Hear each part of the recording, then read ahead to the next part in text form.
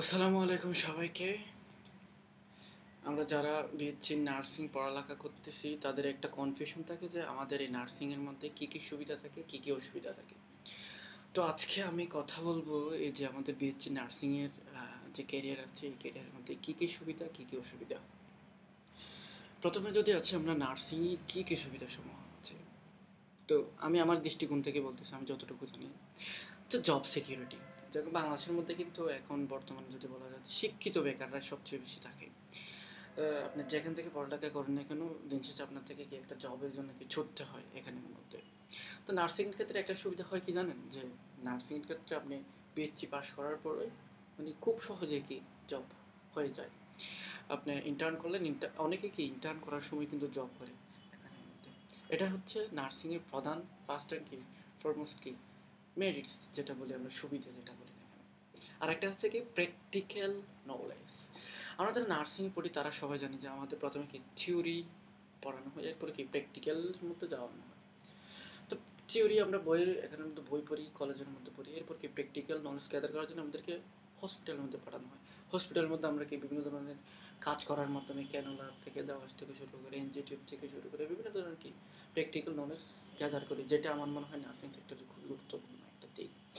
মানে আবার হচ্ছে কি ডিগনিটি, মর্যাদা। যারা নার্সিং পড়তেছে তাদের যে সম্মান, সেটা হচ্ছে যে ওয়ার্ডে গেলেই বোঝা যায়। আপনি যখন ওয়ার্ডে যাবেন তখন যারা সাধারণ পাবলিকরা আপনাকে মানে যেভাবে মহব্বত করে, যেভাবে আপনাকে সম্মান করে, মানে সেটা বলার বাইরে। আপনি যখন সাদা এপ্রন পরে একটা হসপিটালের মধ্যে দিয়ে হাঁটবেন তখন আপনি বুঝবেন যে মানে আপনি কী অর্জন করেছেন এই যে নার্সিং। যে আমার মনে হয় নার্সিং সেক্টরে এটাই হচ্ছে সবচেয়ে বেশি বড় পাওয়া। ওরা হচ্ছে হিউম্যানিটি। এখানে হচ্ছে যে তোমার কি মানবতা, মানব সেবা, যেটা আমি মানব সেবা বোঝাতে চাচ্ছি মেনলি। যে হিউম্যানিটি, হিউম্যানিটি এই সেক্টরের মধ্যে সবচেয়ে সবচেয়ে সবচেয়ে বেশি গুরুত্বপূর্ণ। আপনি দেখেন, আপনি যখন একটা মানুষকে সেবা দিচ্ছেন আপনি হচ্ছে টাকা পাচ্ছেন, এটা হচ্ছে দুনিয়াবি লাভ। ঠিক একই সাথে হচ্ছে আপনি যখন একটা মানুষকে সেবা করতেছেন তখন কিন্তু সেটা আখিরাতের জন্য কিন্তু এটা কি মানে লাভ, পরকালের জন্য এটা কি আপনার লাভ। তো একই সাথে এই নার্সিং এমন একটা প্রফেশন, এক ঢিলে দুই পাখি। মানে একই সাথে আমি দুনিয়াও লাভবান হলাম, আখিরাতের মধ্যে লাভবান হলাম। সেজন্য আমার নার্সিংটা খুবই ভালো লাগে। ইন্টারন্যাশনাল অপরচুনিটি, ইন্টারন্যাশনাল অপরচুনিটি যদি বলি আমি, যে এখানে আমাদের নার্সিংয়ের ক্ষেত্রে না আমরা বিএসসি পাস করার পর চাইলে এনক্লেস দিয়ে আমরা কোথায় যেতে পারি, আমেরিকা যেতে পারি, ইউরোপ কান্ট্রি যেগুলো আছে ওগুলোর মধ্যে যেতে পারি। তো এই যে এগুলো দেওয়ার পর ওখানে যদি যায় আমাদের কিন্তু স্যালারিটা কিন্তু হিউজ। দেখবেন যে একটা নার্সের বেতন হচ্ছে 3 লাখ থেকে শুরু করে 4 লাখ পর্যন্ত হতে পারে। কোথায়? আমেরিকার মধ্যে। তো এই যে দেশের বাইরে গিয়ে জব করার ফেসিলিটি কিন্তু এই নার্সিং কিন্তু হিউজ। তো যারা যারা নার্সিংয়ে আসছেন চিন্তা করার কোনো দরকার নেই, আপনারা বাইরে গিয়ে পড়ালেখা করতে পারবেন, সাথে চাকরি তো আছে। স্কিল, এটা হচ্ছে আমার মনে হয় যে আপনি যদি স্কিল থাকে তাহলে আপনি আপনার ধরেন ফ্যামিলির মেম্বার কেউ একজন অসুস্থ হয়ে গেল, আপনি একজন নার্স, তো আপনি জানেন কী করতে হবে। তো আপনি খুব সহজে কি আপনার স্কিল থাকলে আপনি কিন্তু ফ্যামিলি যে কাউকে কী করতে পারেন, আপনি কেয়ার দিতে পারেন। তো এই ছিল হচ্ছে যে আপনার নার্সিংয়ের সুবিধাসমূহ। সত্যি কথা বলতে গেলে যদি বলি, এখানের মধ্যে জবটা বেশি গুরুত্বপূর্ণ, আর হচ্ছে আপনি মানুষ সেবাটা পাচ্ছেন। জব পাচ্ছেন তো আর হচ্ছে যে আপনি কি দুনিয়া এবং আখিরাত দুই জায়গায় কি আপনি সফলতা অর্জন করতে পারতেছেন। এটা হচ্ছে যে নার্সিংয়ের সুবিধা আমার দৃষ্টিকোণ থেকে। এবার আসি নার্সিংয়ের অসুবিধা সম্পর্কে। দেখেন ভাই, একজন নার্স থেকে কী কী কাজ করতে হয়। একজন নার্স থেকে কিন্তু রোস্টার করে করে কাজ করতে হয়।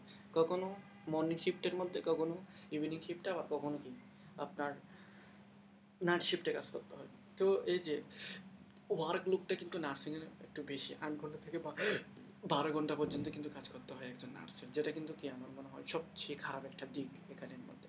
অনেক সময় কি অনেক নার্স কি অসুস্থ হয়ে যায়।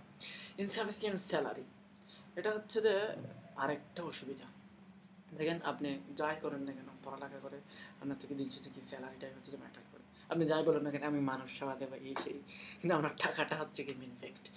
তো এই যে নার্সিংয়ের মধ্যে আমরা যে কাজ করি, যত ঘন্টা কাজ করি তার তুলনায় আমাদেরকে বেতন দেওয়া হয় খুবই সামান্য, যেটা হচ্ছে নার্সিংয়ের খুবই একটা বাজে দিক। তো আপনারা যে এখন বলতে পারেন যে কীভাবে হচ্ছে কত টাকা দেয়, এটা হচ্ছে তো আমরা আমাদেরকে 10ম গ্রেডের মধ্যে ইয়া করে দেয়, স্যালারি দিয়ে থাকে। ওই যে 22,000 থেকে আপনার 35,000 টাকা এরকম সামথিং কোনো কিছু কিছু দিয়ে থাকে। এই যে স্যালারিটা একটু কম, এটা হচ্ছে 10 করে টোটাল হচ্ছে আপনার সরকারি নার্স হলে দেবে, কিন্তু বেসরকারি নার্স যেগুলো আছে সেগুলোর মধ্যে 20,000 18,000 টাকা, যেটা কিনা অনেক অনেক কম। এবার আসি রেসপেক্টর নিয়ে। নার্সিংয়ের হচ্ছে যে আরেকটা সবচেয়ে বাজে দিক, সেটা হচ্ছে রেসপেক্টর আমার মনে হয়। যেমন ওয়ার্ডের মধ্যে যদি যাই, আমরা যদি হসপিটালের মধ্যে যাই, প্রায় সময় দেখবেন যে নার্স এবং পেশেন্ট পার্টির মধ্যে কি মারামারি লাগতেছে বারবার। এটা হচ্ছে সবচেয়ে একটা কি খারাপ দিক, যেটা কিনা আমার কাছ থেকে মনে হয়। আমি এরকমও দেখেছি যে নার্সদেরকে পিটাচ্ছে এরকম। তো তোমরা যারা নার্সিং এসেছো তারা অ্যাটলিস্ট এটা জেনে রাখো যে নার্সিংয়ের মধ্যে সুবিধা এবং অসুবিধা দুটোটাই আছে, বাট তোমাকে কি সুবিধাগুলো কি খুঁজে খুঁজে বের করতে হবে। তো আজকে এতটুকু